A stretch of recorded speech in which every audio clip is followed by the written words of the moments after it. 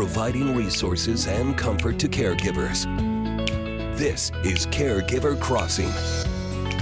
Everybody, come on, let's do it. We got a little band in here this morning. Good morning and welcome to October, ladies and gentlemen. Yep, it's here. October. In the blink of an eye. Gracious. You are indeed listening to Caregiver Crossing, and I hope you're doing well this lovely Sunday morning. If it's your first time joining us here on the show, Caregiver Crossing is brought to you by Joyce House in partnership with Cardon and Associates. Thank you so much for being here. This show was created for family caregivers and all of the folks that love them. We're here every Sunday morning to discuss all things caregiving. All things. I am one of your hosts, Candace Hattabaugh, and I'm joined by... Terry Stacy is my name. Tina's out. Tina Bean is out today. Tina's out. Tina's in Chicago for the National Adult Day Association Conference. I don't think I got those letters right. Well, but it's something like that. You told us what it kind of is. Yeah. Yep. All the adult days in the country gather together every year to, strategize and share notes and see how to forward our mission. So we should see what she's really doing. It's Chicago, and it's a conference where I don't know that you really have to check in at every event. But she'll come back with lots of good information, too. She will. She's the already, latest and greatest stuff. She's already sent several text messages and several emails. So she's working. She's working. You can find past episodes of the show at caregivercrossingradio.org, and be sure to like us on Facebook. That's going to be the best place to keep up with us from week to week. You can connect with us there, or you can email Tina at tina@joycehouse.org, or you can call us at 317-254-0828 if you have any questions or any resources that you would like for us to share. Or if you are an organization that support caregivers in some way and you want to get on the air and help share the love, we're more than happy to help share all of that. We are joined in studio by, will you introduce our guests? Please. I don't have it in front of me. Oh, I'm sorry. So the lady to my right is Ellie Pina. Pina, yes. Yes. Pina. And this to my left, I have Tendra Duff. And we were just talking off air about Tendra's cool name. We just think that's the coolest name, Tendra. And I asked her where it came from. And she said, well, it was just kind of. It was made up. It was a made up name. It was a tendril green in the tundra. Yeah. So it's really cool. It is made up. It's really cool. I love that name. The tundra is a bold place, so my mom thought she had a bold baby, and so. Well, I think she does. I think she does. Ellie and Tendra will be with us throughout the show, the entire show, but we're really going to focus on the work that they're doing at Guardian Care at the bottom of the hour. But I want to catch up. What's been going on? Well, ladies, this is day 13 of Nutrafol. I'm trying to grow my hair back. Day 13, yes. Day 13 of Nutrafol.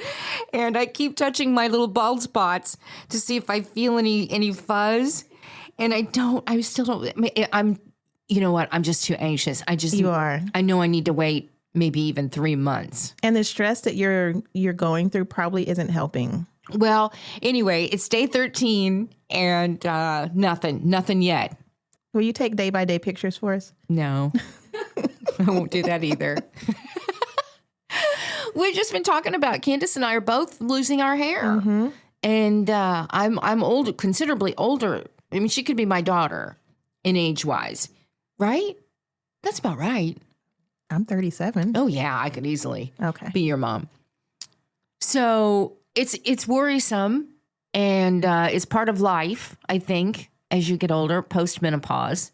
I don't know what Candace's problem is. I don't know what's going on with her. I think mine She's young is just and vibrant. genetics. It's genetics, which still plays a part for all of us. But my grandmother, she has hair. My dad's mom particularly, she has hair, but it's just fine. It's really fine. Is it? And I guess I have hair. The top part of my hair is just really fine. It's like little skinny itty bitty follicles.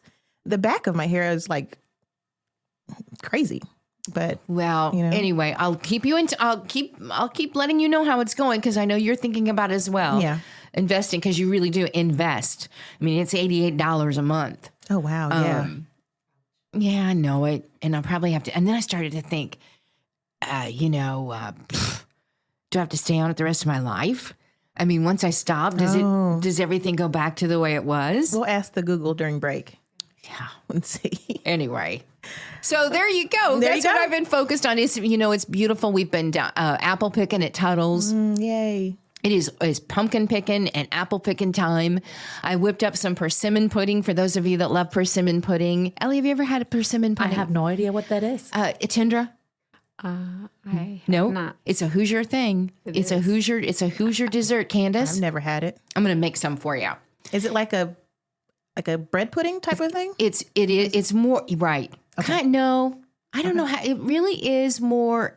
It's firm, Okay. so it's not like pudding, but it's persimmon. So persimmon is not really sweet. It's not really. It's very. It's just delicious. And you eat it warm with whipped cream or vanilla ice cream. I'm going to make us a big pan of it. So I have to say, I am in week almost 2 of intermittent fasting, and I'm up to 20 hours a day, and I have 4 hours left to go today. And talking about persimmon pudding. Oh, you probably don't. You're probably, oh boy. So how has it gone? For anybody that hasn't done this before, hasn't tried intermittent fasting. I would definitely say start with shorter time fasting cycles. Yeah, even just overnight. If you stop eating at 6 at 6 at night, and you don't eat again until breakfast time, which maybe is 8 o'clock in the morning. Yeah, that's a you've good chunk of time. you've done a nice fasting to begin. Yep. It's an easy way to start to do that. Yeah. And that's what I started doing back when I was working from home during COVID.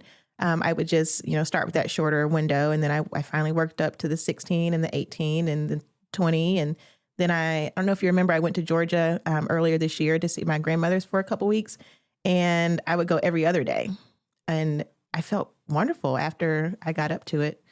But then summer hit and all the things fell off. So, I'm back up to 20. And I think this is my good solid spot right here. People may wonder, why are you doing it? To lose weight. That's number one. Yeah. And I've always struggled with gut issues, which I think is a common thing for women, apparently. And I've found that when I have less in my system, I'm more regular. Okay. If we're sharing this morning. We have before. So yes, I want to lose about 30 pounds. But you look so good. Well, You thank do you. look good. You look healthy. great. You look Thank well. you. You look. I mean, you kind of glow. You look like you feel good. You act like Yeah. you feel great. Oh, that's You look wonderful. great. She's starving. She's look, And then you're talking about persimmon pudding. Yeah, apple picking, pumpkin picking. Oh, goodness. Oh, it's I mean, cobbler time, everybody. Oh, slushies. chili. Oh, That just I came to love mind. chili. Well, I will tell you, I'm very impressed how far you've gone. Yeah, Thank discipline. you. Yes, Thank very you. much. I did it for, 2-3 weeks, and I felt I gained more. Maybe I did it very wrong. Really? I think after, I don't know how many hours, I would just eat, pasta or something. Yeah. So it did not go well for Yeah, me. I could see that. Ellie, but you tried it. You did. You really did tried. try it. And, Yes, I tried. just even the thought of trying it seems hard. I swear, when you think I'm about seeing her, it. I'm like, you're doing, oh my gosh. Thank you. Amazing. So good. So proud of you. Thank you. I was talking to him about my dad to my dad the other day, and he's at an age and a place where he just doesn't hungry. He's Really? 88 years old. Can we? 89 is he 89? Can I 89? pause you there and we pick that back Oh up? yeah, at the- let's. at Oh the yeah, I bottom stopped here? watching my Okay. clock, didn't I? So, yeah, Let's that go. clock. All right, we'll be Okay, right bye. back with more Caregiver Crossing.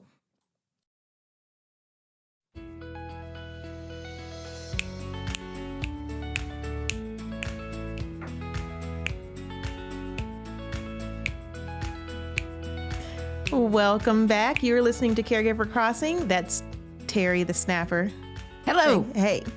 During the break, fill us in, Terry. How's your dad? Before we left, you started talking about your dad. He's doing fine. Here's the thing. I was just curious to know, because this is the business that you're in, and the ladies here with us too that are in studio. We'll talk more about what they're here for coming up in the next segment. But until then, they're just kind of hanging out with us. So how do you get senior citizens to eat, to get that hunger again? Well, or I guess my question was, what happens? What happens to hunger?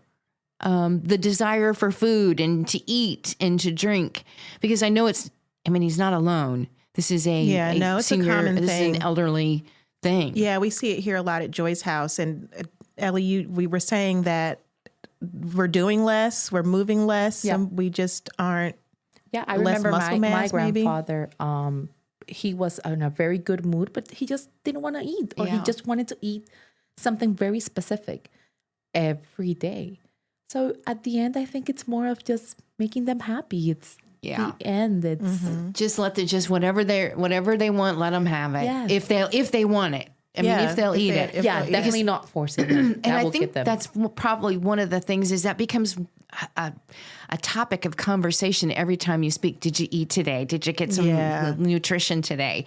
And then the frustration comes within the person, the elderly person you're caring for that you love, that they're like, stop. Yeah. 'Cause Stop you know- asking me. You know, and I'm sure they know, but it's important that they're getting their nutrients, so they're staying strong. But in their mind, I've got other stuff to worry about, or Yeah. I'm just not interested. Yeah. No, and in their mind is, I'm already this age. Like, Yeah. I know what my body I wants. know what I need. You're right. Exactly. You're right. I just thought about it. I was thinking about it for my own self because I was thinking, how can you ever not be hungry?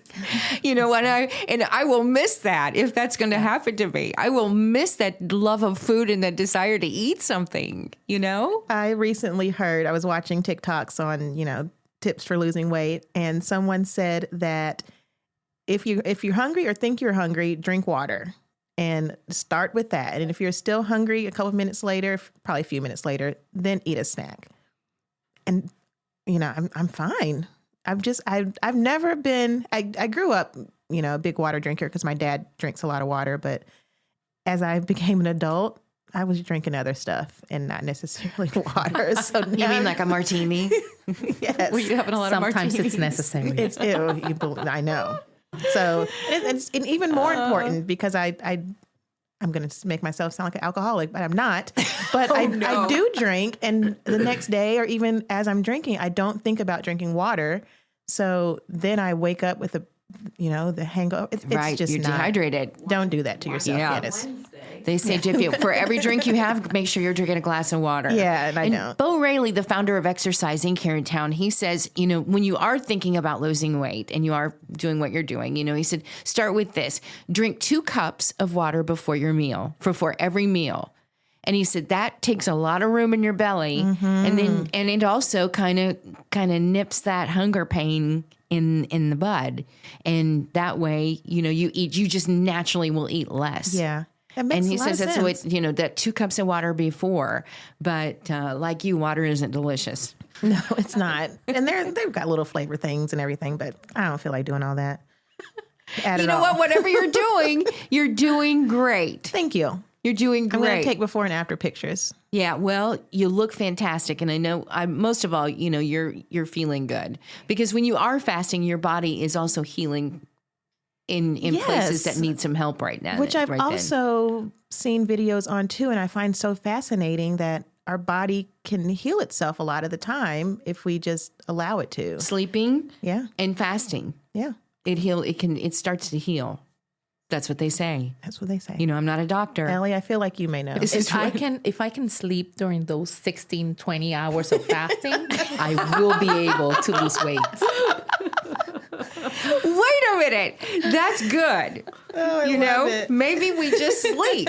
We just sleep and we're sleep, fasting at the same time. We sleep for, what do you think, Ellie? What'd you Sleep say? that Like fat 16? away. Yes. 24 hours? That's all you you're need. just sleeping. 16 How to good 20 would that hours. feel? That sounds wonderful, but my sleep cycle has shortened, so I'm waking Because up of the at- fasting? No, just in general, just the last year or two, maybe. I'm waking up at 3:30, 4 o'clock, Yeah. just wide awake. It happens as we get older. Oh gosh. I thought it was just my kids that were getting No. I've been seeing that. I used to sleep a lot, and now I'm just wide awake. I'm like, why? I wanna go back to sleep. more. And y'all, have you seen, I know, the aisles of sleep aids that are available? Yes. So everybody's having some kind of sleep thing because a lot of those shelves are empty sometimes if you're not there quick enough. Yep. But there's shelves and shelves of sleep stuff. So it's a thing. Yeah. Yeah. I've been taking the melatonin, Melatonin. the gummies, the purple gummies. and I like them. But I also have it's not sleepy time, but it's a tea that helps with sleeping. But then I wake up the next morning too groggy. So I haven't been able to find a balance yet. Too much. So. And I don't know. I think it happens a lot more to women. And I see that our brain just doesn't stop. Like I see my husband, and I love you, sweetie, if you're hearing this, but he will go blank and he'll be fine. Yes, but me, I'm sitting and then I'm thinking, oh, did I do this? I have to wash the dishes and I have to do this. And it's the same thing when you fall asleep. Your brain is still on that active mode, thinking of things you need to do, things you had not done, and it goes crazy. Yeah. What I have seen that has helped me is writing down before you go to sleep. Okay. Just sitting down and, okay, so I have this pending and I have this pending, but like taking it out of your mind and writing it down. And that has helped me fall asleep.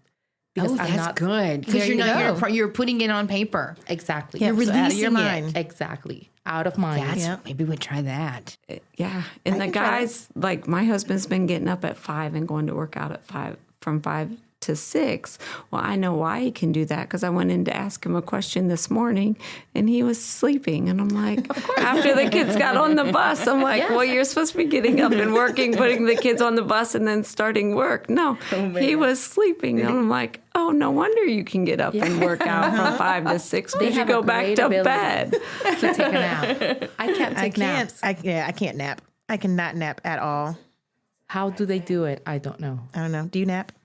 No, used to when I was working the morning show. It messed me up. Really? It just messed me up. I mean, I gained weight because my time was all weird. And people that have morning shifts, those early morning shifts, that was starting at 5 a.m. in the morning, they say, can oftentimes have more health problems because your natural rhythm, your natural, what is it? Your circadian rhythm or whatever they call it, gets really fouled up.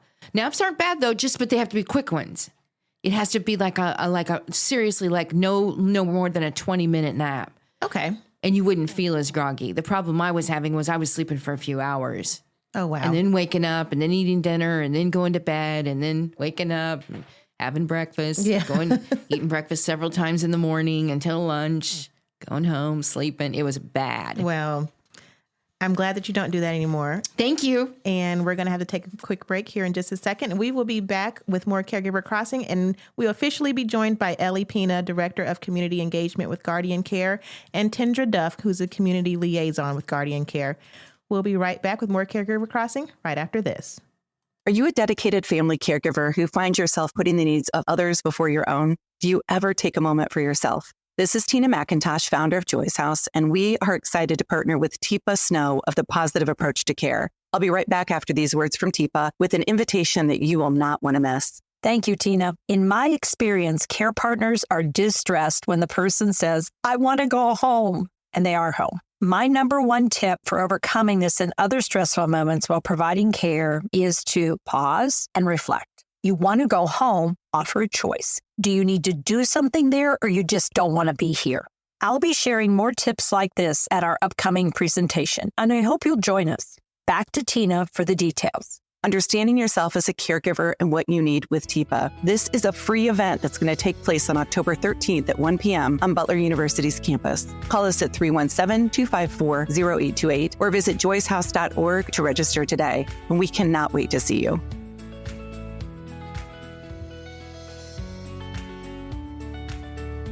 Welcome back to Caregiver Crossing.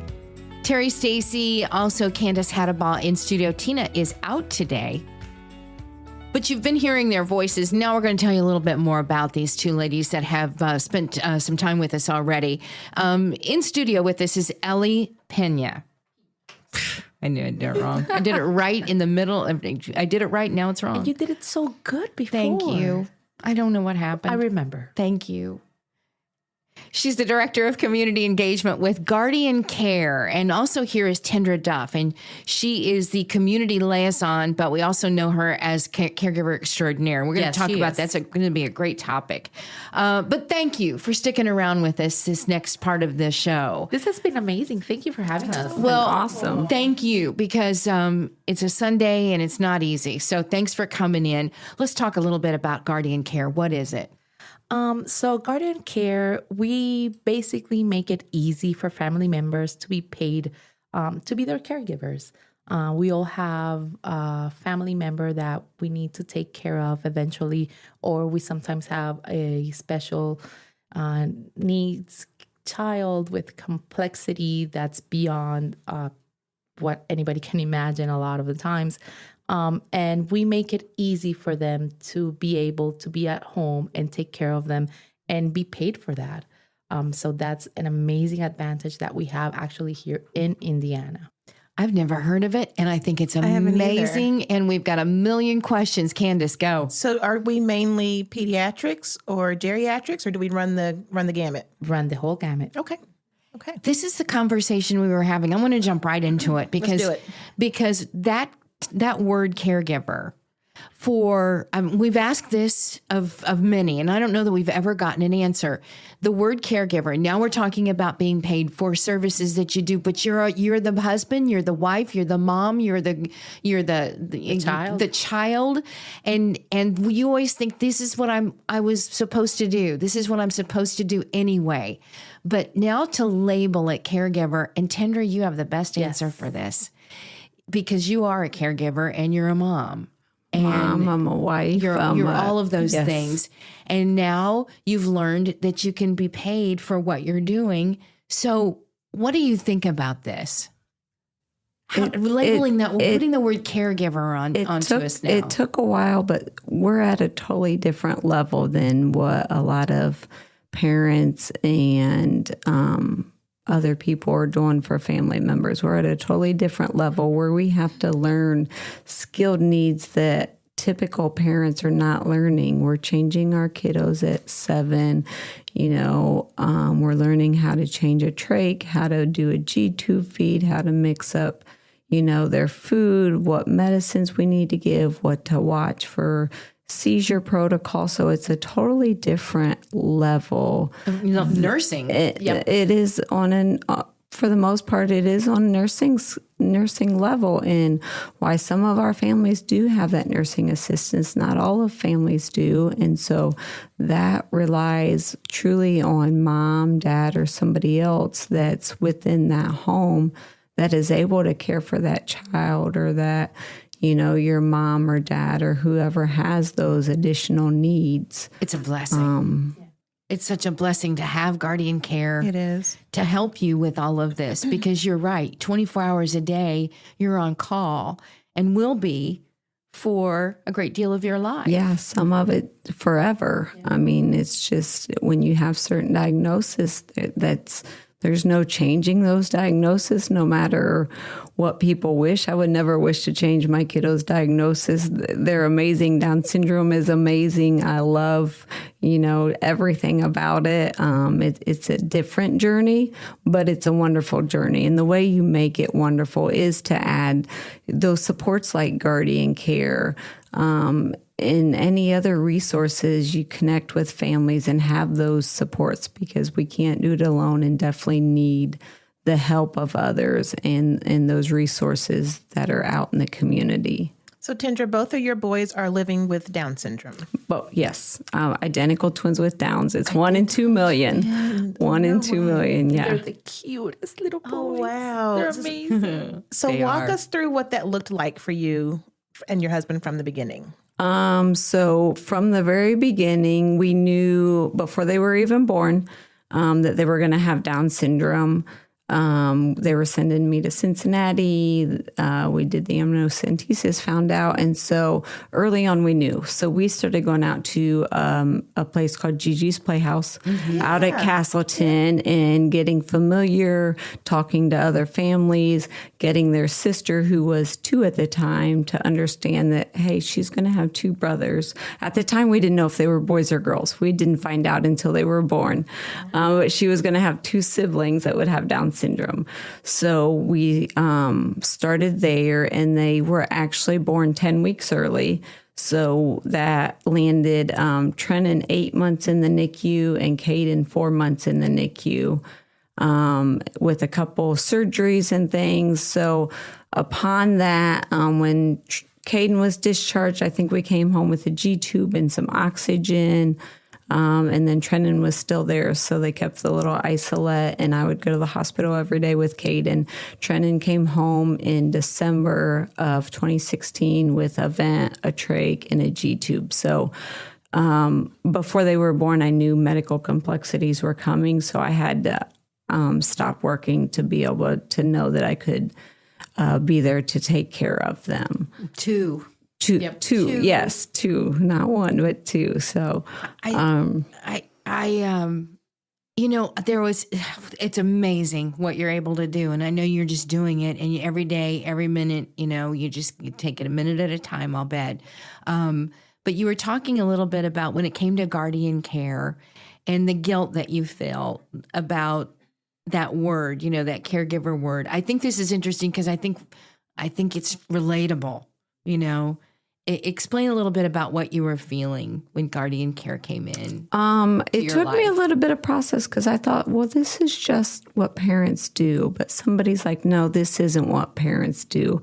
Parents aren't having to have somebody come. For the past 7 years, I've had a nurse in my house, probably more times than not in my house. So I did have that additional support. Most people are not learning how to run oxygen and change a trach and get backup generators, because if the power goes off, your son has to be able to live because he has a ventilator. And so it goes above and beyond your typical parenting. Yeah. And so when somebody told me that, I'm like, yeah, you know what? I would be working. I would be doing other things. So I took that leap and went over to guardian care, and it has been amazing to go from that 1 income to 2 income and not having the worry about financial stability. Yeah, absolutely. All right. Do we need... Yeah, we've got to take a break. Okay. You're hearing the voice of Tendra Duff, Community Liaison Lead with Guardian Care. We come back, Ellie, I want to talk with you more about Guardian Care services and how people can get connected with you. Okay. We'll be right back, but you're listening to Caregiver Crossing, a show designed for family caregivers and the people who love them. Caregiver Crossing is brought to you by Joyce House in partnership with Cardon and Associates. With 20 communities owned, operated, or managed in the Midwest and more than 40 years of senior living experience, Cardon and Associates provides residents with the best senior living options and personalized service. Visit cardon.us for more information and to find a community near you. Stay put. We'll be right back with more Caregiver Crossing right after the break.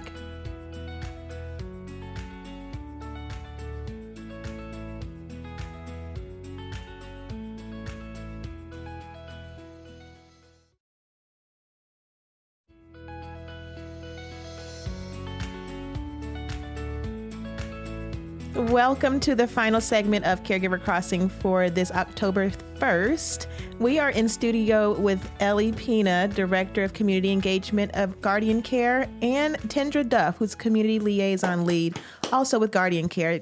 You two ladies have been wonderful. Thank you, Tendra. I'm sorry, I said your name. Tendra. Thank you, Tendra, for sharing your story with us. Oh my goodness. Yeah. She is a superwoman. Yeah, she is. And I know there's a million super families all over this country. And that kind of leads to what Ellie was saying about the community. Will you say what you said again? I was saying that the community, it's a community that needs each other. It's not easy to be at a situation where you're a caregiver or you don't even know you're a caregiver. You're just there for your family, for your loved ones. And I was saying an example. I have my dad is in a wheelchair. He had a stroke And it all happened when I was 14. And it's very difficult for that person to go through all of that. But as the child or the spouse, to see your loved one going through that, it's you need that support. That community is definitely something that helps you day to day. No, you're not alone. That somebody else has gone through that somebody else has even some tips or just kind words. And that definitely helps that day-to-day process go along. You know, if anybody is just tuning in, this is Ellie. Ellie, by the way, can you tell about the services that you offer with Guardian? Yes. So we help families basically be paid to take care of their loved ones. It's as simple as that. Being medical complex children, senior loved ones that need in-living help. We work through the Indiana Medicaid waivers. That's where we're fully covered with them. And through them, we help families, friends be able to give that complete attention to the people that they love. So a family member or friend would have to live with the person needing care? No, they don't. They do not have to live with them. Okay. It can be like if parents are working and grandmother is coming in, a lot of those families are paying out of pocket, for grandma to come in to allow them to maybe work part-time or do. So they do not absolutely have to live with the family member at all. And we serve all 92 counties in the state of Indiana. So we are statewide with the services that we offer. We have families that have a neighbor actually be part of their caregivers, or a child or spouse, or like it's very broad. Do you find that people don't know about you? No, or know about this option? It's yes, we've seen it. A lot of people don't know that this is an option that exists in our state. It's not in every state. Not. So and it's, let's say it again. You can be getting paid for caring for your loved ones. Yes. Which will help in a million different ways for you. Yes. I mean, just take just a chunk of that burden you're carrying off of your shoulders. I don't know. I've not known about this at all, but I really, really, if you want, give them a call. Yeah. Yes. Talk to them. That first step is they call you. Is that what they do, Ellie? Yes, they can call us. They can go to our website. Our website is myguardian.care. There, they can definitely send us an email through there. They can call us through 317-360-0359. Can you say that again for me? It's 317-360-0359. We have an incredible team. You're just hearing Tendra and myself, but we have an incredible team, and they're all very caring. We're part of the community. We feel it, and we call them, and we call our families. Each one has an incredible meaning for us. So we're always there for them. Our motive, our quote is, we are a family. And that's what we go for. That's how we act, is like, you are our family. I visited a couple down at Riley, a couple kiddos that were at Riley a couple weeks ago. And it's awesome. We treat everybody as if they're our own family. We don't want anybody to feel like they're just a number. Everybody is important. Everybody is very meaningful to us at Guardian Care. I can't believe you have even a minute of time available to do something like that, but it's perfect for you. This is a perfect opportunity for you to be involved in something that you care so much about and know so much about, Tendra. Really is. It's an honor, and that's my whole goal, for us to always remain to make everybody feel important. And so going to the hospitals to see, somebody that's been a little girl that's 10 that's been in there for over 500 days waiting for a heart, and just some of those families that aren't signed on with Guardian Care but have questions, and so going down there to talk to them and give them the process and help them understand, these are your resources available. Don't try and walk the journey alone. because then it does become a difficult journey. But utilize your resources, talk to other parents, reach out to Guardian Care. If we don't know, or your care manager at Guardian Care doesn't know, they'll find somebody that can answer that question or get you the appropriate resources and support. And again, all ages. Yeah. Yes. We're not just talking about a family with children that they're working and doing what they're doing, but also for those of us that are children of adults, that are seniors that are struggling or need help as well. Yeah. All ages. Yep, I'm helping a 90-year-old lady, and it's awesome. That's so great. I love it. And how are you helping her? So I was able to help get her on the waiver because I saw the need where I'm like, you need home delivered meals and you need a life alert button. Like, you don't need to be at your house and not be able to get a hold of somebody if you fall, and you don't need to be standing there cooking your food when there's a service available where all you have to do is put it in the microwave and warm it up. So it's been a huge blessing for her. And then we were able to get therapy services for her that she truly needed. It's fantastic. The work you both are doing is wonderful. Thank you. Thank you both for joining us, and thank you for being a caring support in the community. And if you don't know, if you're listening and you don't know if you're qualified, what's the status of your waiver, where to go, please just call us. We're always there to help. Even if, as Tendra said, if we don't know, we will find a resource, and we're always happy to help all of you. MyGuardian.care. And again, their phone number is 317-360-0359. Thank you. That's us. That's it for the day. Thank you for having us. Yes. Thank you. Thank you all for joining us. We'll be here next Sunday. And the folks from Pause and Think are going to join us next week. Terrific. So that's going to be a fun time. Dog in the studio. Yep. All right. We're wrapping up. So thank you again for joining us here on Caregiver Crossing. We'll see you next week.